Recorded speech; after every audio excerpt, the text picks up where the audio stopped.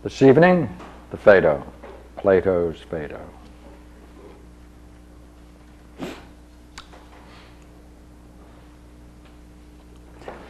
Of all the dialogues, this is the dialogue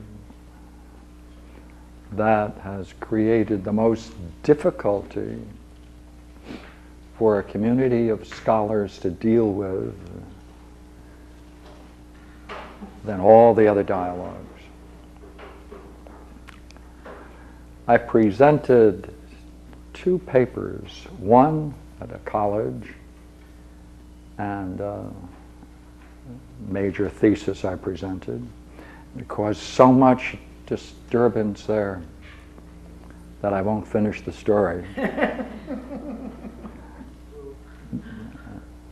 next time was at an international conference on Plato, second annual conference, and I gave a paper on the Phaedo, and I was urged by one of the speakers there to forward it to a major journal, and they held it and they held it, and finally they sent back a rejection.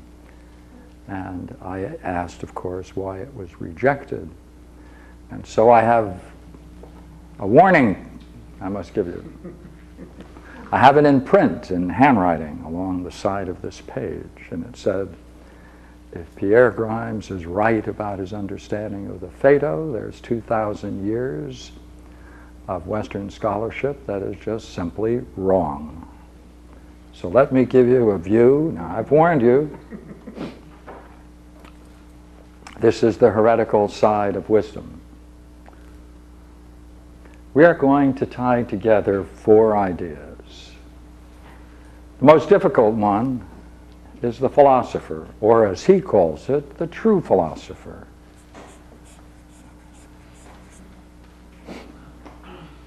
Death, wisdom, immortality. Now, as I proceed through this, I'm going to take you through, as it were, the dialogue itself. I've selected many of the key quotes that will explore this notion, and that's where we're going. So, after due warning, we can begin. Therefore, I've set down what I consider the great paradoxes. Now, there's one. But this is a better one. All right, 5 of them. Beginning of the dialogue, Socrates, this is of course the death scene. This is the last day of his life. He's in the jail. He's waiting the hemlock. That's the sentence because he violated the laws of Athens, and this is his punishment. So he has his friends over for the last day, and he's engaged in a discussion. And the first point he makes is to a poet, Evenus. And he tells Evenus through this spokesman, he says, look, I'd like you to give him a message for me. And that is, if he's wise, to come after me as quickly as you can. Well, everyone's upset at that thought. I mean, what a nice greeting and what a nice thing to say to someone. Drop dead. Come after me as quickly as you can. That's going to be his death scene. Now we have to make sense of this. In what way does Socrates mean that? If you're wise, axi, notion of wisdom, if wisdom is playing a role in your psyche, then you better come after me as quickly as you can, for that is wise. And he adds to it, and he says, so will every man who has any worthy interest in philosophy. And at this point, he's going to separate philosophy, the every day of thinking of it, to his, or the true philosophy. So, if you have an interest in philosophy, the next time you meet another philosopher, just say, drop dead. And their response should be, I'm trying. And we have to make sense of that joke. He says the reason why anyone has a worthy interest in philosophy should follow me as fast or as quickly as possible is because when dead, we know the dead attain the greatest blessings. Who? Those who have a worthy interest in philosophy. Another paradox. So there are 5. Then he pulls it together and he says, look here, it's really essential that you understand that this idea of death is not understood. And of course, 2 of the people in the dialogue don't understand it, thank goodness, so he has to explain it. So this is his statement. He calls them the many. The many. The many. They do not know in what way, I wrote it in twice, right? In what way the real philosophers desire death, and they don't know in what way they deserve death, and they don't know what kind of death it is. So at the end of this, we should go back and see whether now we can understand why real or true philosophers desire death, deserve it, and then we have to figure out what kind of death it is. Now look here. Isn't that curious? Because normally people think there's only one kind of death. They say, no. We have to know what kind of death. Therefore, there has to be several different concepts or ideas of death. Therefore, he then takes a bold statement to make it clear for the rest of the dialogue what he means by death. And death is, that's where he puts it, death is the separation of the soul from the body, right? And here in this beautiful picture, right? Here lies, and here are some daisies being pushed up.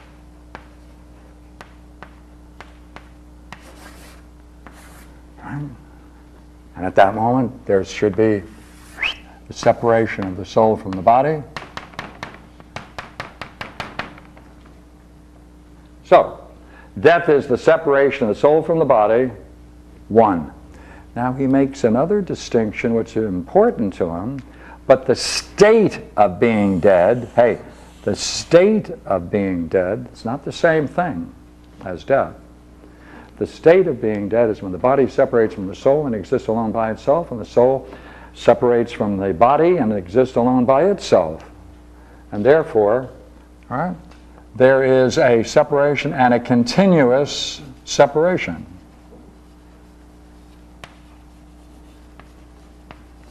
Each alone by itself. Each alone by itself. Each alone by itself. That, therefore, is the state of being dead. All right, that's much different than death. That's the state of being dead.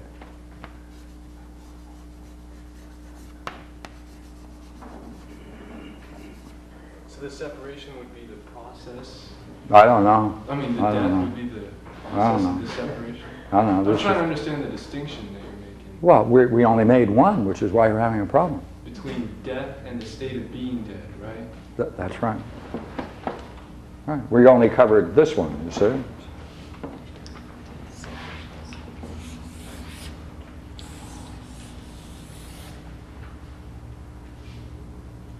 So you should be puzzled, both what's being said and the difference between the two. Yeah, you should be puzzled.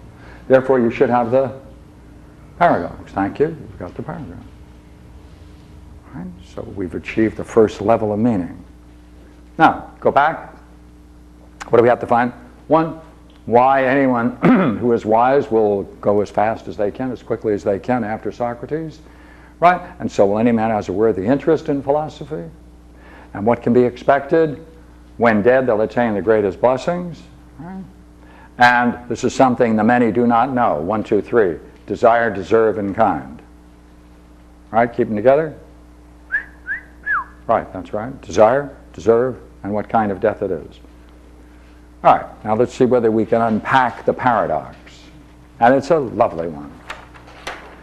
Now all of these, if you have an interest in it, later I can give you the page citings. All of the material I'm putting up today, as I always do, comes out of the text. These are all quotes from the text. So first, he says, look here, there's a separation. Now we're taking the second, pardon me, the first one on that. This is number 2. The first is the separation.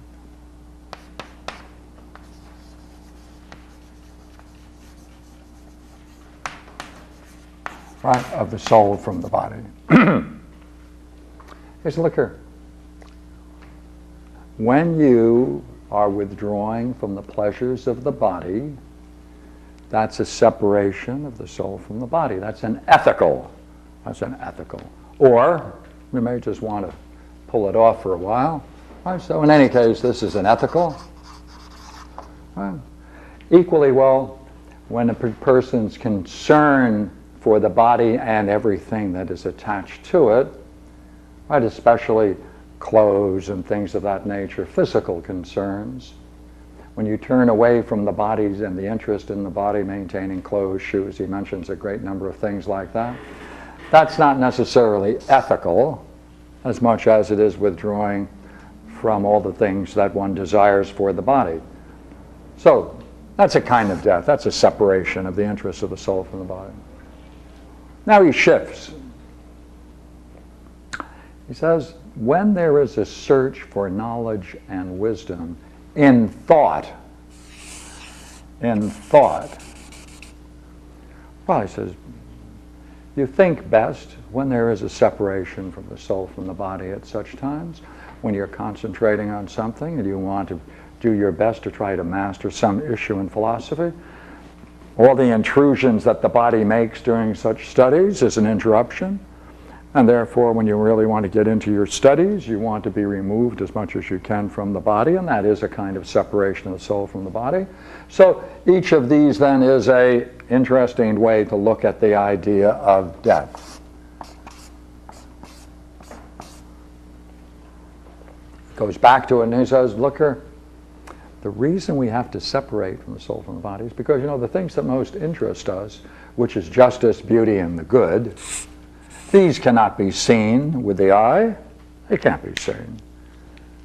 And therefore, to search for them in any way that depends upon the senses is very foolish. And therefore, if they are to be seen, they must not be seen. I mean, they can't be seen through the eyes, and therefore any effort to use the senses would be foolish, and therefore one must withdraw from the interest in the senses in the pursuit of justice, beauty, and the good. Thought, dianoia.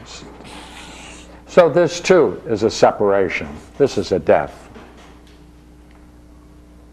Now, there's a higher kind of thought, which is understanding. Pursuing thought itself doesn't necessarily mean that you're understanding. Understanding, or dianoia, is when you're seeking for the reasons why the noblest views you have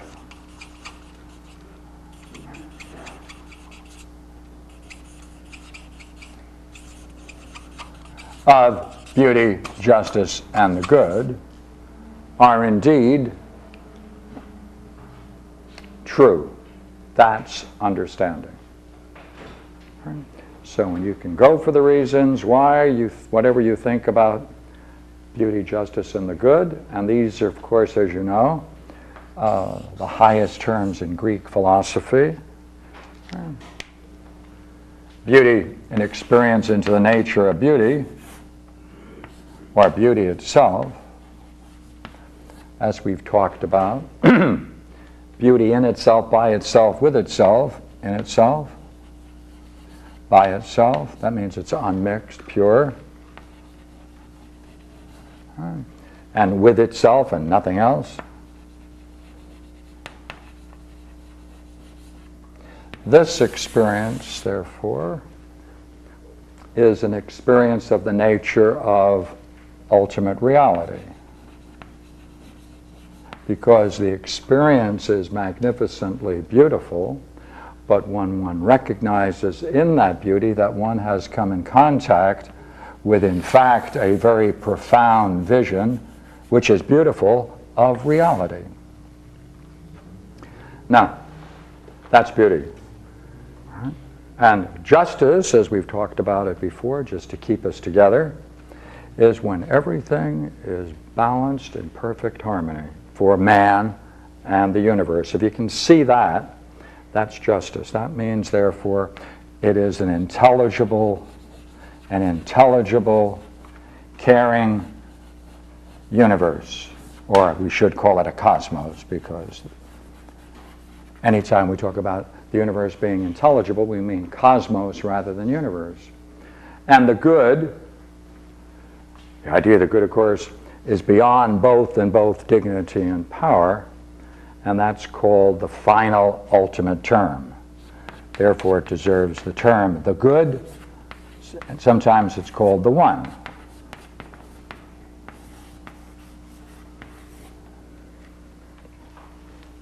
So, when one now is wanting to understand why these things can be said about beauty, about reality, about justice being the intelligible, caring cosmos, and why therefore everything fits together into a harmony, if one can understand the reasons for that, and understand why the idea of the highest term is the good or the one, if you can put that reasons into that, that's dianoia, that's understanding. Right? That's dianoia. Okay. It's so different from what we mean by understanding that I don't mean to be pedantic in any way, but I do think that it's worthwhile preserving the Greek word for it. Dia is through noia nous. It's through the highest part of the mind. Well then, look here. If that's the case, then it may be that if the only way you can reach that is a final separation of the soul from the body, then you must probably then wait until you drop dead, and then at this moment perhaps you can then catch a vision of it. Or maybe it can't be acquired at all. Or it can only be acquired when you drop dead. This is his conclusion. So let's take a look what he means by dead and the condition for it now.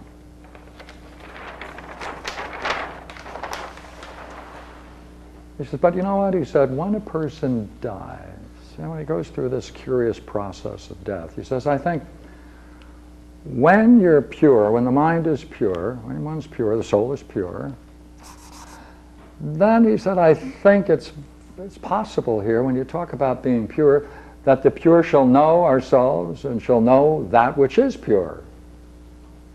Well, what does that mean?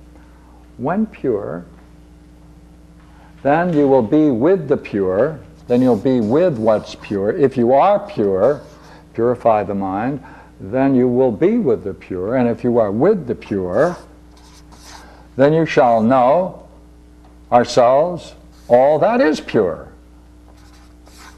And he says, hey, that's the truth. That's the truth. But what does he mean by that? Purification. Well, if one is pure, then you're with the pure. Okay, that may follow.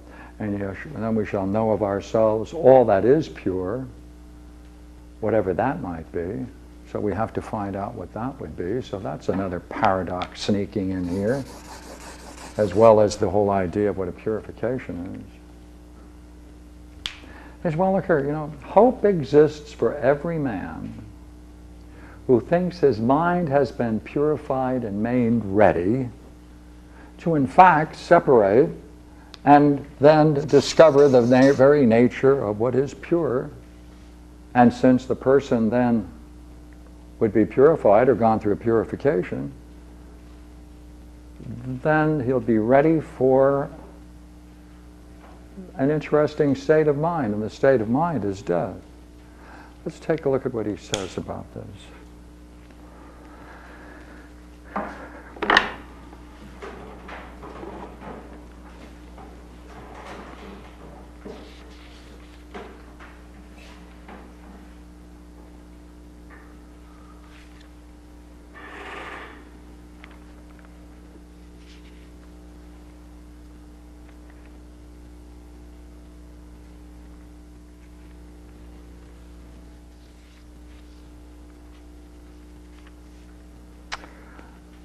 All right, now I'm going to read and draw because I'm very good at drawing, as you can tell.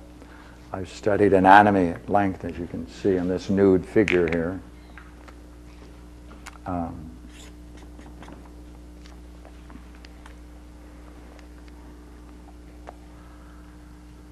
And does not purification consist in this, which has been mentioned long ago in our discourse, in separating, two words now, separation and release. Watch the way he uses them. In separating as far as possible the soul from the body. Well, then how do you do that? All right, it's a separation of the soul from the body. Well,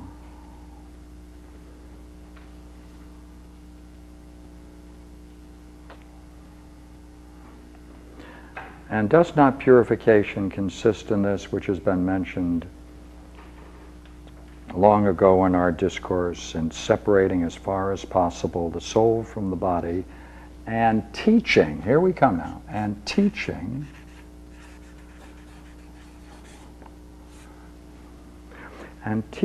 the soul the habit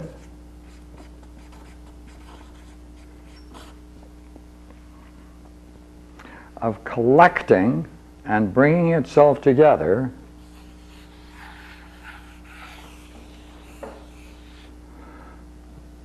right? The habit of collecting and teaching the soul the habit of collecting and bringing itself together from all parts of the body. All right, look here, I've got to collect it from all parts of the body.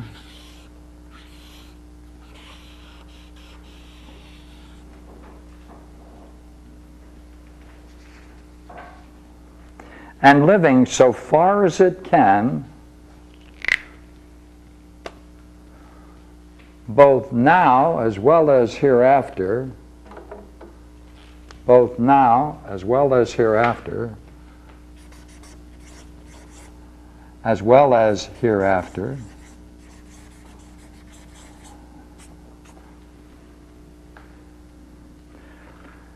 alone by itself freed from the body as if from fetters. So what do you have to do? You have to teach the soul the habit of collecting and bringing itself together from all parts of the body and living as far as it can both now and hereafter, alone by itself, separated from the body,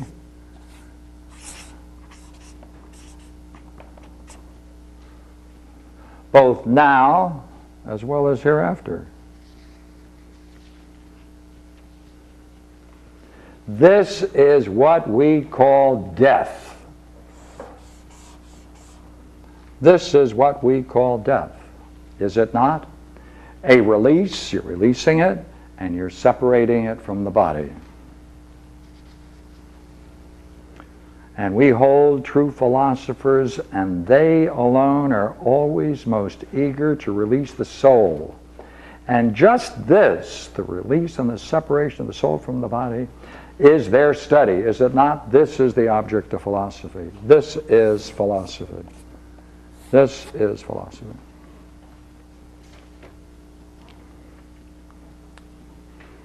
Now, that's really an interesting position, you see, because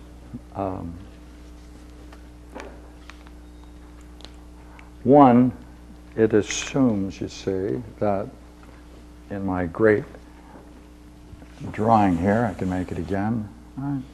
The assumption is, you see, that the soul is a living, it is a living, vital, matter of fact, soul in the Greek and Homer, soul and breath are the same. You know, your breath, your vitality, that's your soul. And it permeates the body. Wherever the body is, that's where your life is, that's where your soul is extended. Therefore, if you want to bring together the soul from all parts of the body, in some way, you are then withdrawing it from all parts of the body so it can live alone by itself, independent. Now, big question now. So what? What does it see? If it can pull that off, so what? That's curious. You can go home and tell your mother, your father, hey, you know, I just dropped dead. Oh, that's nice, kid. Now can you go out and play basketball? So then the question is, when separated from the soul from the body, what is it that is encountered? All right? What is it that is encountered? What is it that's encountered, and how does that relate to philosophy?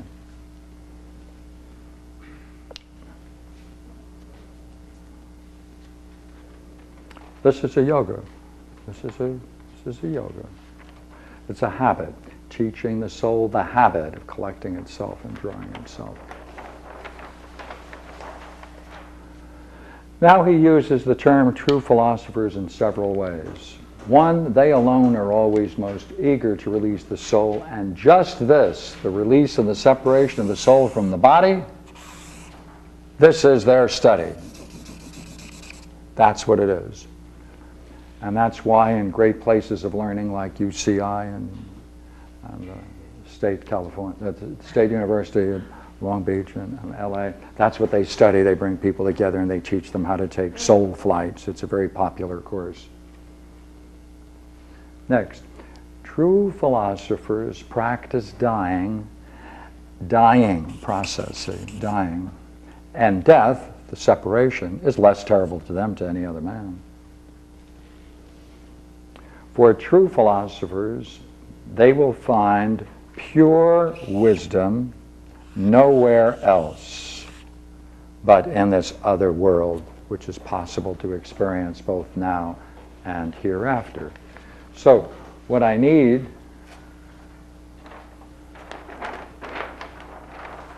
is a couple of good quotes.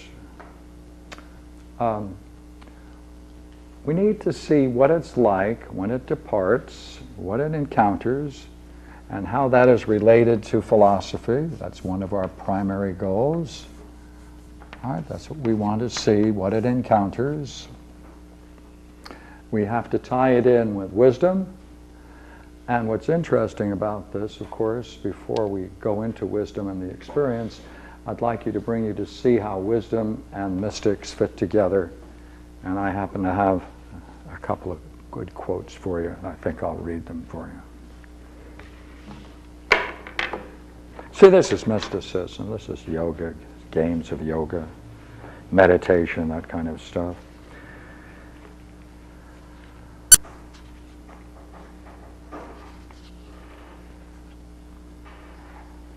Now he's going to take an interesting jump here, and it's on this point with wisdom. Right? Now he's going to touch on something. He doesn't deal with it too much in this dialogue. He touches on it. He deals much more in the Republic with it, but I would like to bring it up and push it.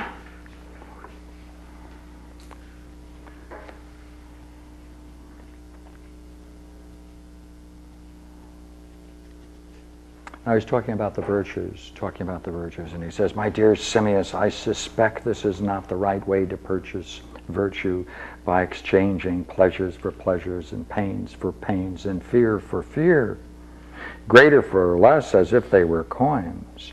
But the only right coinage for which all these things must be exchanged, and by means of, and with which all these things are bought and sold, is wisdom."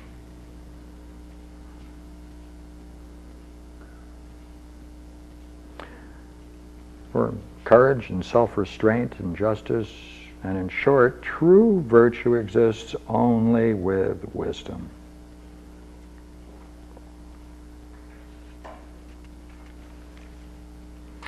I'm skipping a little bit. But truth is in fact a purification from all these things. And self-restraint and justice and courage and wisdom itself are a kind of purification. It's a purification. That's what wisdom is. It's purification. Curious notion.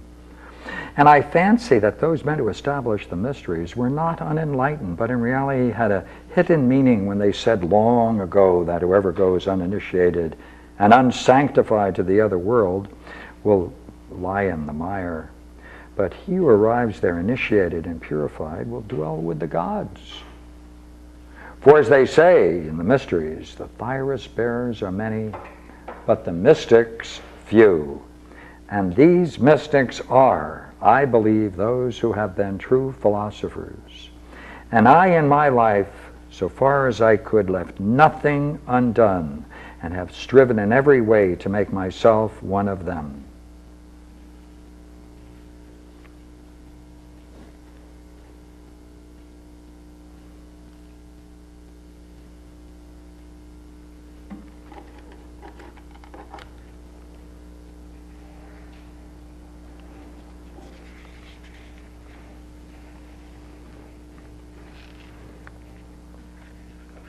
Well, now we want to go back. All right. So wisdom is a purification. Wisdom is a purification. He calls himself a mystic. He said he's left nothing undone in his efforts to try to become them and to match them, and that's what a true philosopher is. Well, what is it then when the soul is able to inquire and explore alone by itself? That's where we are. That's what we need. So, let's take a look.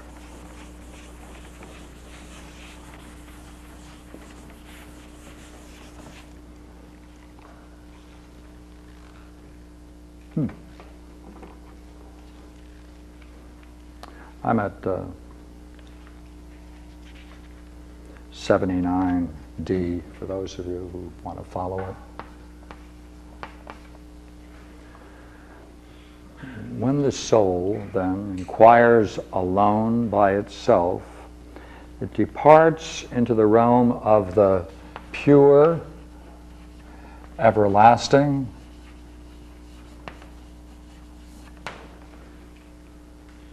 the immortal and the changeless,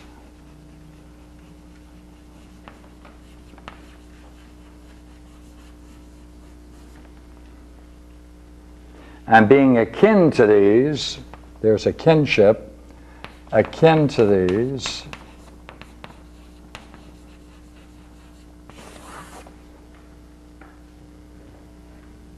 it dwells always with them whenever it is by itself and is not hindered. And it has rest from its wanderings and remains always the same, then it remains always the same.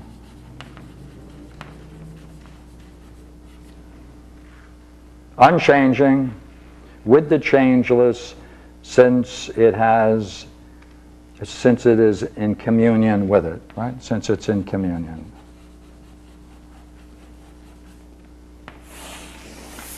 Therefore, it's participating in it. This state of the soul, because it's a state of the soul, when separated from the soul from the body, that's wisdom. That's wisdom.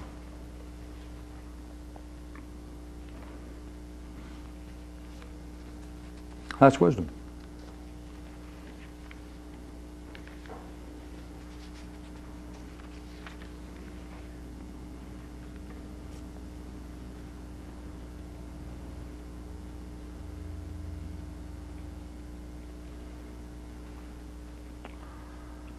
Now I'm jumping now to 81. This is 79. This is 81. 81A.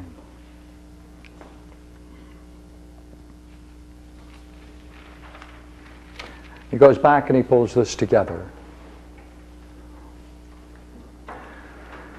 But the soul, the invisible, which departs into another place, which is like itself, noble, pure, invisible, to the realm of the God of the other world in truth, to the good and wise God, whether, if God will, my soul is soon to go, in this soul, which has such qualities and such a nature, straightway and scattered and destroyed when it departs from the body, as most men say? Far from it, Ceres and Simmias.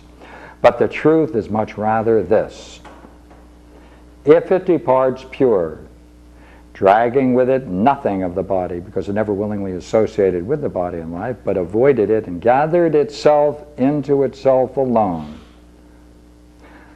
since this has always been its constant study. But this means nothing else than that it pursued philosophy aright and really practiced being in a state of death. Or is not this the practice of death?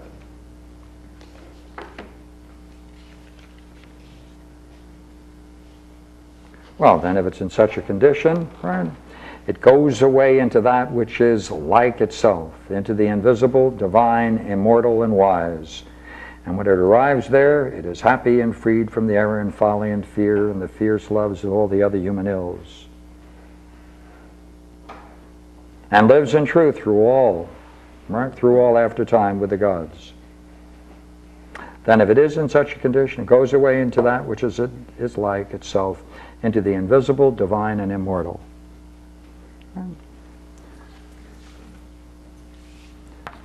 So it goes into the invisible, the divine, and the immortal,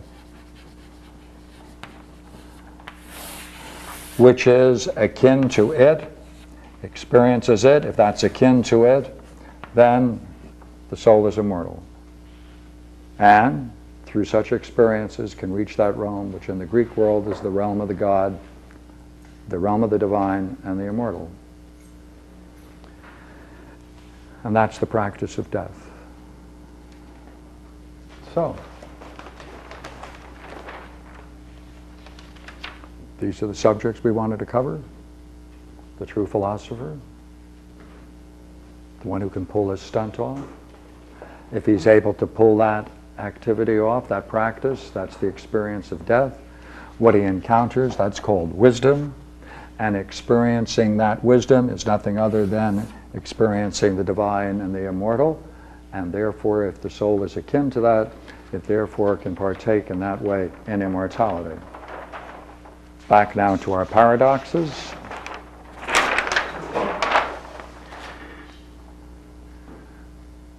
If we can say then, is it not likely that the wise will come after him as quickly as they can? And so will any man who has any worthy interest in philosophy as he understands it. And when dead, will they not attain the greatest blessings? Would you not agree that many don't understand why real philosophers or true philosophers desire death? They don't understand why they deserve it, since they've practiced and gone through so much. Nor do they know what kind of death it is, because that's certainly a different idea of death.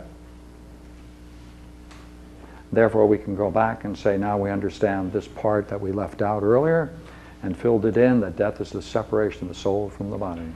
We can separate it from the state of being dead, and therefore the goal of the philosopher is not to experience the state of being dead, but the experience of the separation of the soul from the body. So, thank you. Let's have some questions and play for a while. Good beginning. I don't understand the distinction between death and the state of being dead. Perhaps. If your body remained alone by itself without the soul, I imagine you wouldn't go back into it. Is that right? Not insofar as it remains alone. Thank you. And so long as it remains alone, without a soul, it's likely then to disintegrate even more. Mm-hmm. Yeah. Would you not say you're only alive when the soul is in the body, not alone by itself? Mm-hmm. Oh, good. What part didn't you understand?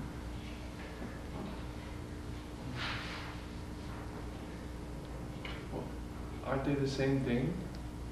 If you're asking me, of course, I'll say no. You don't want to ask me that. You want to see whether you can preserve what difficulty you have in seeing the difference. Let's do it together. Go ahead.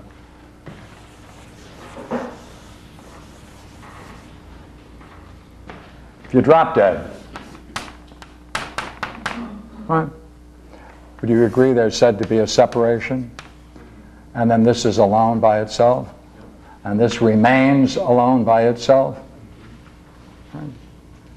Exists alone by itself? Exists alone by itself? Right. So How would you describe this process? That's purification. That's true. But here there is a separation and a release, is it not? Here there's a separation, and the soul is released from the body. But can it not then Return. So this is when the physical body passes away. State of being dead, that's right. Right.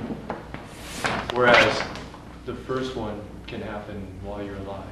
Both here as well as hereafter, that's right. That's right. That's why he put it in, which he needed. Yeah. Thank you. Yeah. Obviously, it's not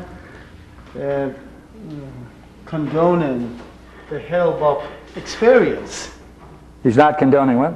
The help of experience. I mean, even though he, under these circumstances, is ready to take the hemlock and kill himself, but it is only because he is a true philosopher and has practiced all these things beforehand, and is Well, the hemlock is this. right. But I'm trying to understand. Mm-hmm. It's kind of outside us and yet within tonight's lecture is what is the difference between Socrates being ready to not defend himself and hence from one angle committing suicide, you could say, and the guys in Heaven Gate who, for a pseudo-philosophical reason or what to them was true philosophy, did the same type of separation of the body and the soul. So they thought, I mean, God bless them, their souls are in that UFO going wherever they're going. So, Yes. But they don't expect to come back.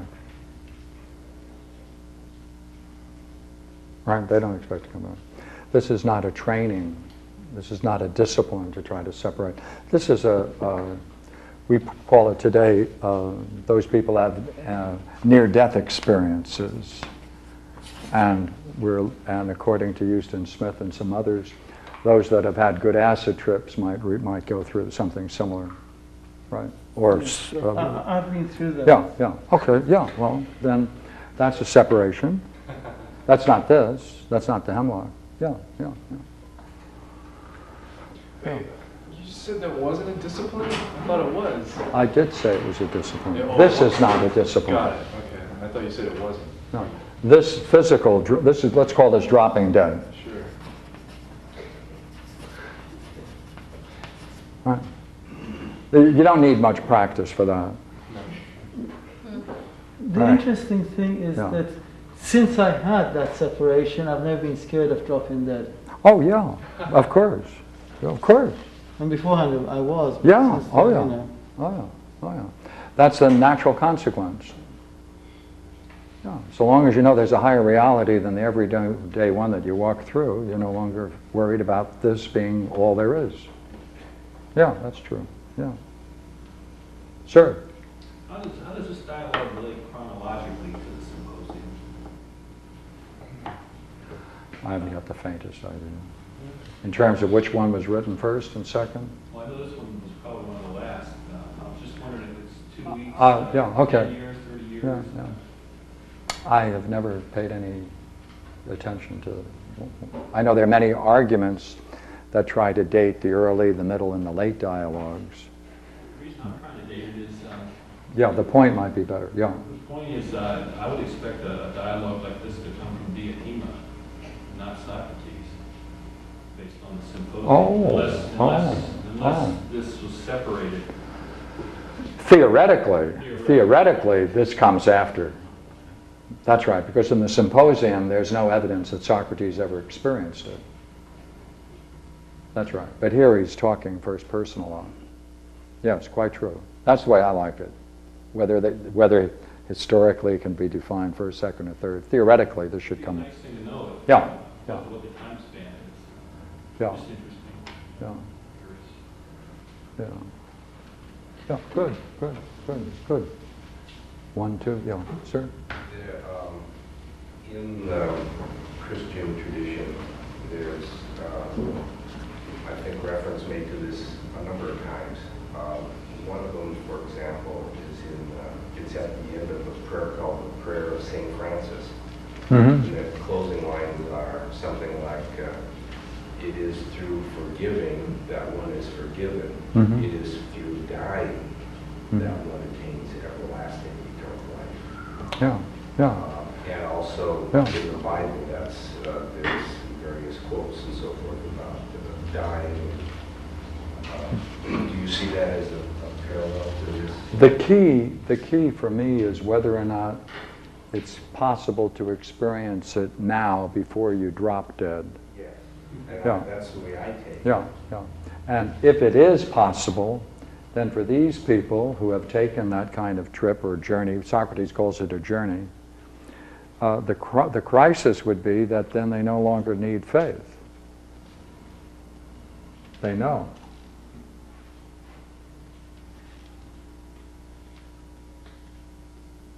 Right? They don't have to then believe that there's this or that. They've experienced it. Right? That's it. So it would, I think that's true, by the way. I think Meister Eckhart could be cited among that group. And of course, at different times in Church's history, those people had difficulties with the orthodoxy, including St. Francis. But I think it's, just to make sure, that I think this kind of experience is transcultural, and transcultural also in the sense of being over time as well. And it is not the exclusive property of any particular group. Though some civilizations or cultures explore it in more and more detail than others necessarily.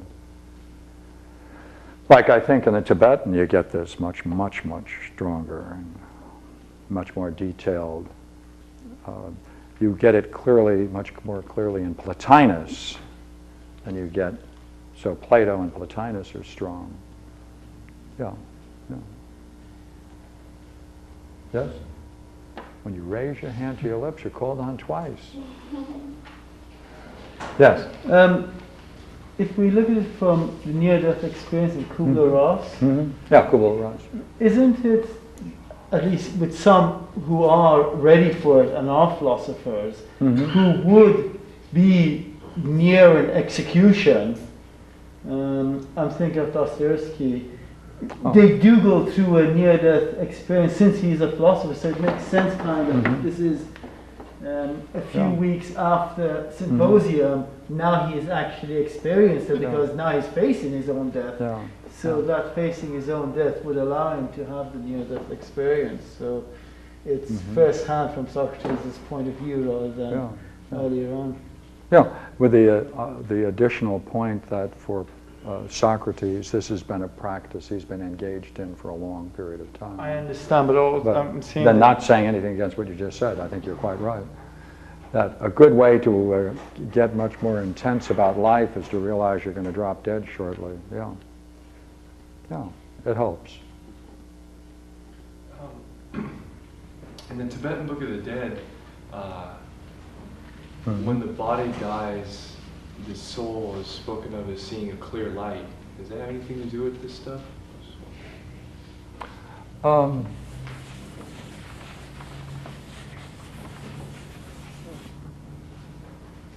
In the Tibetan Book of the Dead,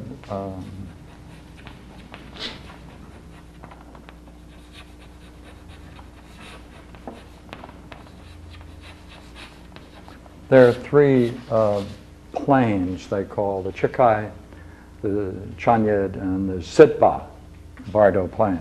Bardo and word plane are the same. And at the moment of death, depending upon the degree to which a person has practiced meditation, they can extend that light experience or the Chikai state, And for some people who never even thought of it or have never been exposed to philosophy, according to the Tibetan Book of the Dead, it lasts only the twinkling of an eye.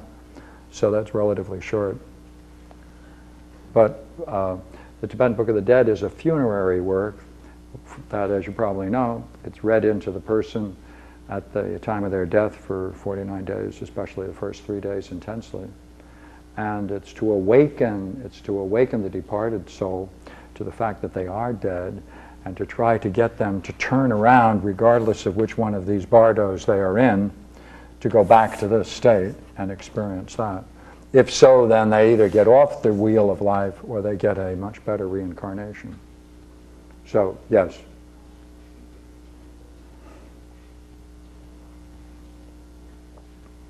Does he talk about what one is to do after experiencing this and being back in the world, the other part of this cycle?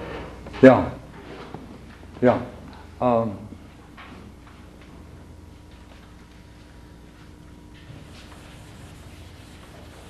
The clearest exploration of that, if you can take what we're describing here as analogous to the allegory of the cave in the upper world, and if you take this highest experience of wisdom to be equivalent to seeing the nature of the sun in its own place in the upper world, and freed from the false beliefs about the nature of the self and reality, if you take that to be analogous, then I can suggest something.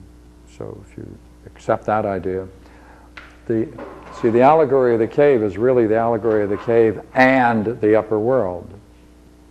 Because once this is seen, then, according to the allegory of the cave and the upper world, he must then descend once more. Only this time, he voluntarily goes into that world, and he must take his place among the prisoners and play out his role of teacher. And that's the second part of the allegory of the cave in the upper world. It's a magnificent allegory. It runs for some 12 full pages. And if you're interested in that, the most interesting thing about it is his evaluation of what it is like to be here.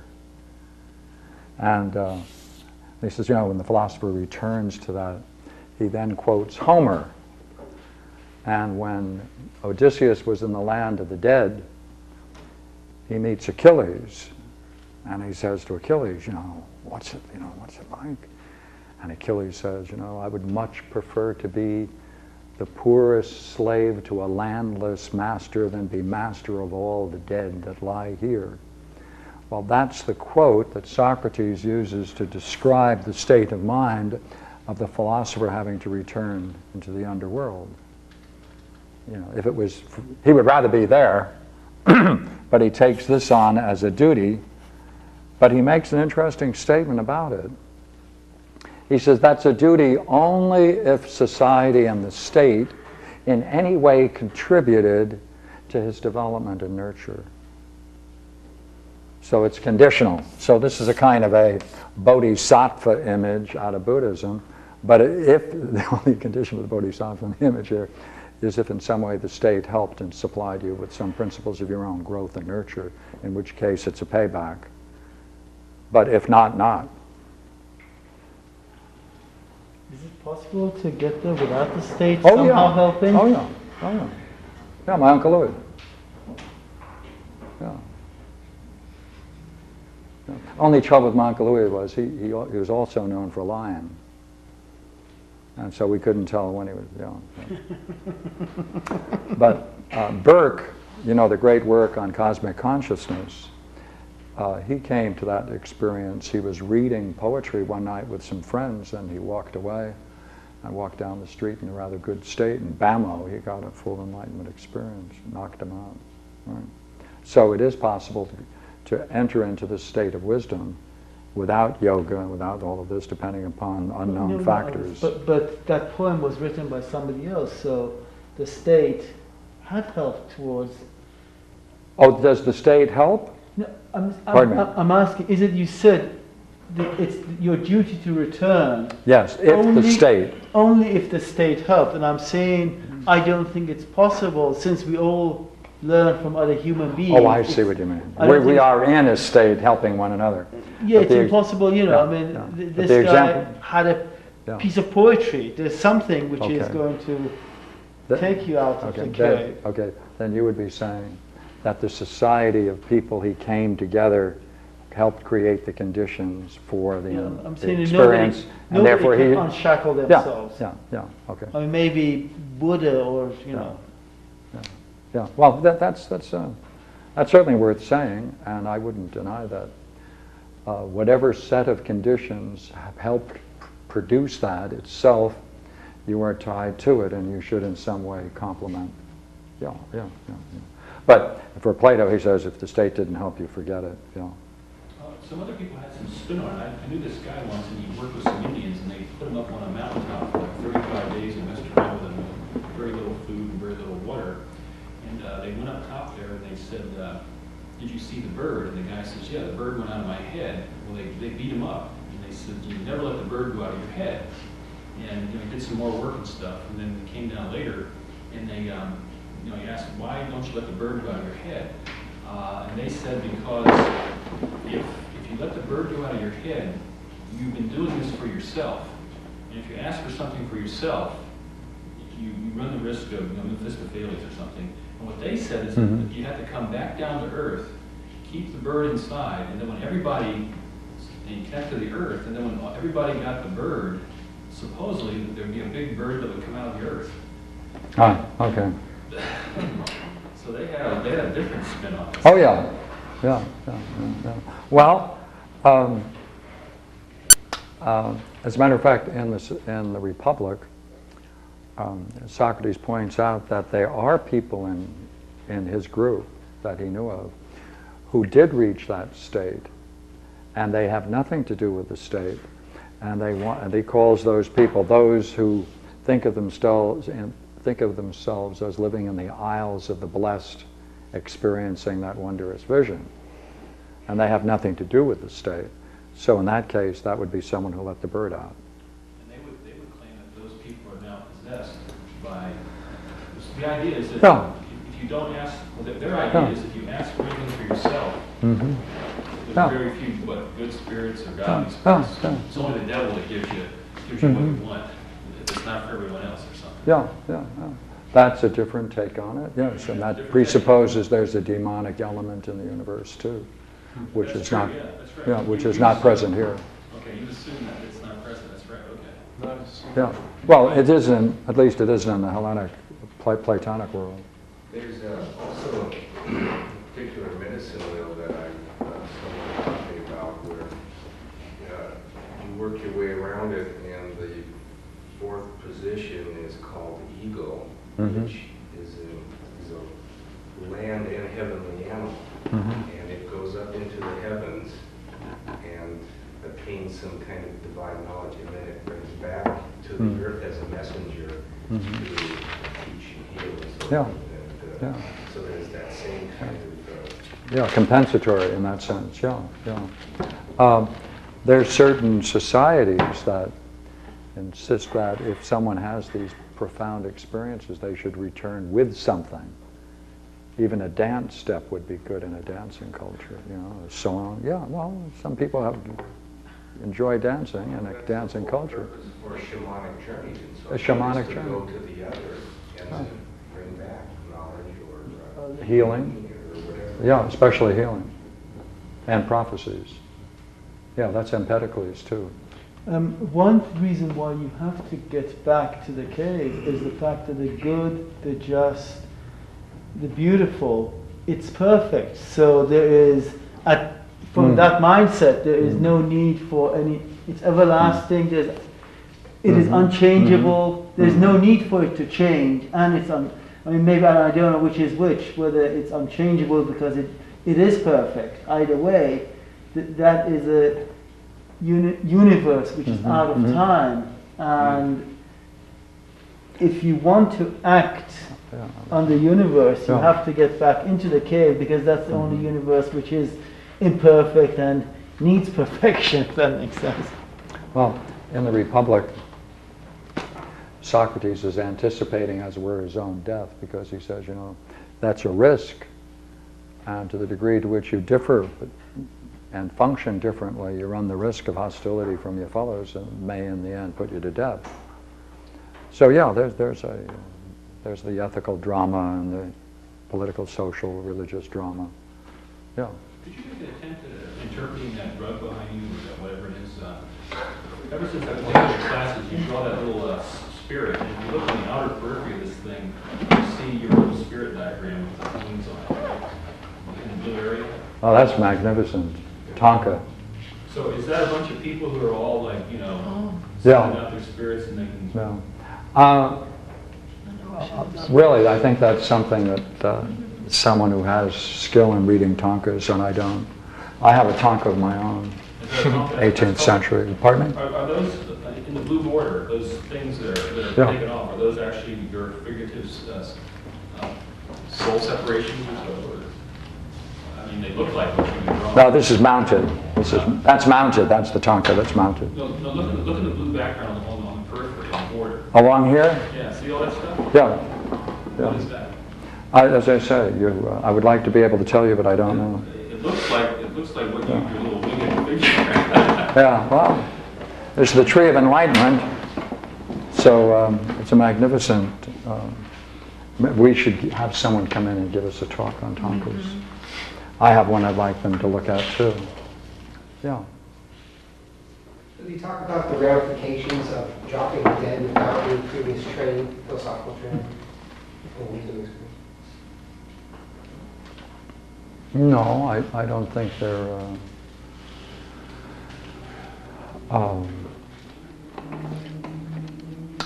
What you're asking is whether or not, I presume you're asking whether or not this experience can be had without the purification. Yes. Yeah. Or is it bringing something like reincarnation, Yeah. tying the soul to the body still? Well, what's going to happen if they don't have the purification and they drop dead? Well, there are many people who have tried the drug route and have had, you know, terrible experiences and magnificent experiences. And perhaps you can say that people that weren't ready for this kind of experience should avoid it. Weren't you asking about when the body dies? What happens if you're not purified? Yes. Oh, okay. Oh, I thought you were talking about the mind. So, what is the experience? Let me change it. Pardon me? What is the experience Yeah, for the what are separation? ramifications of dropping dead? Okay, physically dropping dead Yeah. without being. Purified. Yeah. Does he get into that at Well, all? according to the Phaedo in the end, there's a whole myth. And in that myth they talk about what it's like for people who do experience dropping dead without the purification. And what they carry with them is their view of reality. And, you know, people have rather strange views of reality, and that's what they act out without the body. Eternally? No. This separation now, this is the journey of the soul into the next world, right? And therefore, if there are all kinds of beliefs in there about how terrible it is and how demonic it is, then that's what they face. They face the contents of their own mind. That's what you take with you, according to the Phaedo. You take your nurture, what you've nurtured and developed, that's what you take with you. So be careful what you put in your head. You may experience it. I don't know what all of these great films are doing to people. But it's probably polluting the mind. I think it's polluting the mind. No. It's probably not as bad as what some people get in an average communications class.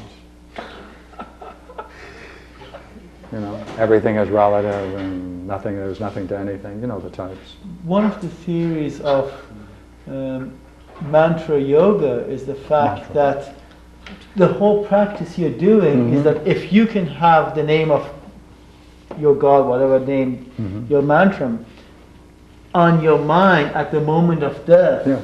that will cause a release, and you're doing all the practice of years and years of repeating it. It's just so that you don't forget it at that moment of separation. If you can keep it with the vision of Ram or whoever, Krishna or whatever, then at that moment you go into that state. So even if you have a very pure notion of a God or a mantra, to the degree that you have these other notions in your head, then you're carrying aloft a very fine idea with a baggage of these irreconcilable notions. And I presume a person then would have to experience what that's like to have such a duality. And in the Tibetan Book of the Dead, which I always recommend, that's the very story that takes place in this bardos, because as one faces the contents of one's mind, one goes through each one of these three bardos until they finally are reincarnated. Yeah, that's a fine story. Some of these roshis, they say, I'm dying, no, I'm leaving, I'm dying, they sit down and say goodbye to death.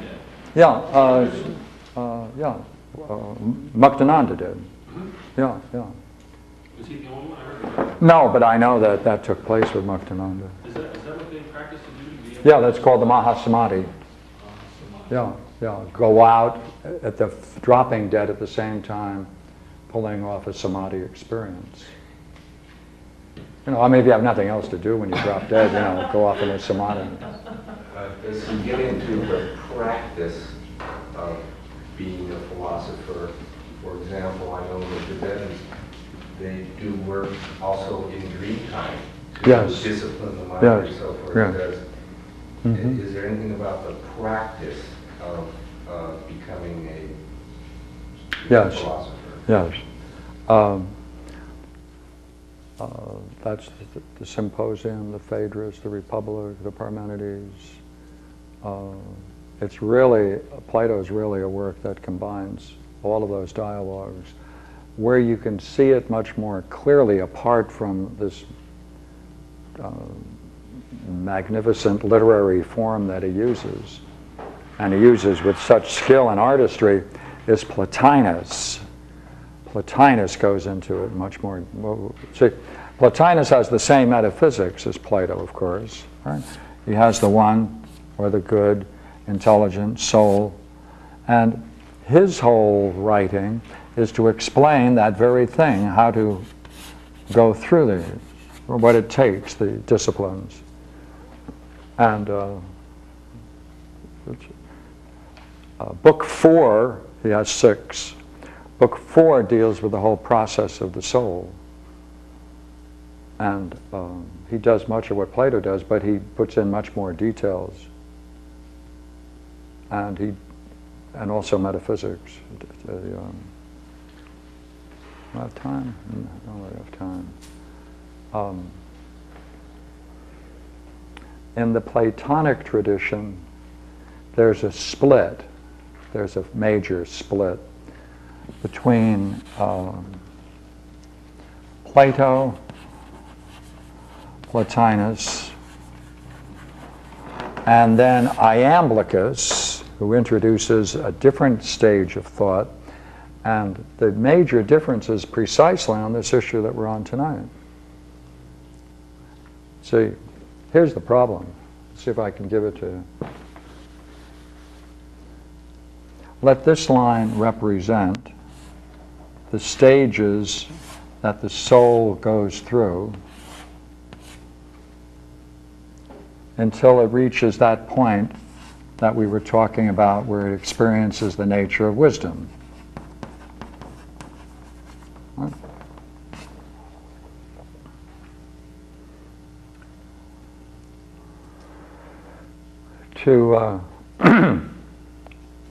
To make that claim means, what is it that the soul is? What's the soul? If the soul can experience that directly, in itself, by itself, then what's the difference between the soul and wisdom? For Plato, as we were looking at tonight, there isn't any. In Plotinus, there isn't any. Porphyry wants to come in and say, and then the people that follow Porphyry, including Proclus, Damascus, Cyrenius, what's his name? Persianus, they want to say that there is a fundamental difference between the soul and wisdom and the intelligible. It's a fundamental difference. That you can come as close as you please, but you can't make it. There are limits, they have that, you reach it asymptotically, but you never really get there, because they want to say there's a fundamental difference between the soul's essence and its power and its activity. What we're talking about here is there is an activity of the soul, right? There's an activity of the soul. This is an activity of the soul. Right? For that to take place, there must be some power that the soul must possess. And if there is a power, sometimes this is called the faculty, by the way, but it's really dunamis, it's power. Then, if it can do that, then you must be able to say something about the nature of the soul's, the substance of the soul, or the essence of the soul. And for this to be said means that for something for anything at all that can turn upon itself and see its own nature, that very thing can't be a physical thing, because only physical things can touch at one point, right? Pretzels can touch at a couple of points, but not every point upon every point can touch. And therefore, if this is a turning about of the soul upon itself, since the soul is a state of wisdom, then that can be done only by something that is not physical, and therefore the nature of the soul must not be physical at all, but must be incorporeal. And if it can do that, this ability to turn upon itself is called, its basic nature or being is ousia, or sometimes translated as essence. What does essence mean when used correctly? It means that power in the soul that can turn upon itself to know itself. So there's a split in the Platonic tradition between those who think that the essence of the soul is the same as being. Whereas Iamblichus, as I said before, and others who follow him, want to deny that, want to say it just approaches it as close as you please, that kind of stuff, like an epsilon limit in mathematics. So that's normal. So would you say that Iamblichus and afterwards has a more developed understanding of the soul, or there's well, it's not that big of a difference? Well, you see, the basic difference is that for people like Iamblichus and Proclus, whenever you make a logical distinction,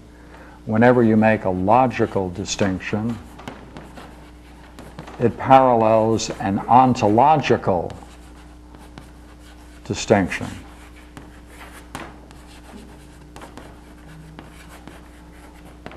So that if I can make these distinctions in thought, well, there must be something in the nature of reality that corresponds to them. So whatever I then experience in the realm of thought, then that must be true about the nature of reality. That's taking logical distinctions as a basis for ontological distinctions. Plotinus, clearly Plotinus is saying, no, look here, that's not, no. It's what you encounter in your highest experience that you must use as a basis for making distinctions in ontology. Ontology is a fancy word, by the way, excuse me.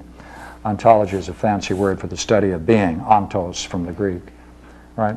So the study of being is ontology. So one person is going with thought, confident that with thought you make these distinctions, and these distinctions must mirror ontological distinctions in being. Plotinus is saying, well, I'll tell you, I just had a trip and a journey of the soul separating from the body. It's happened often.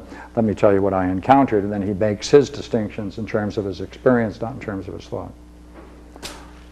even though they both have experience, they both have thought, there's a priority of one over the other in each thinker.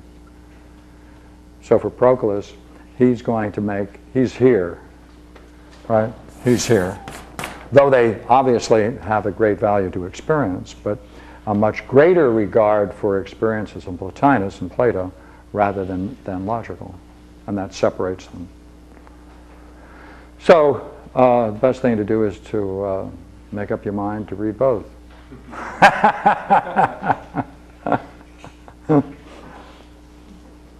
Okay? Thank you for joining me this evening.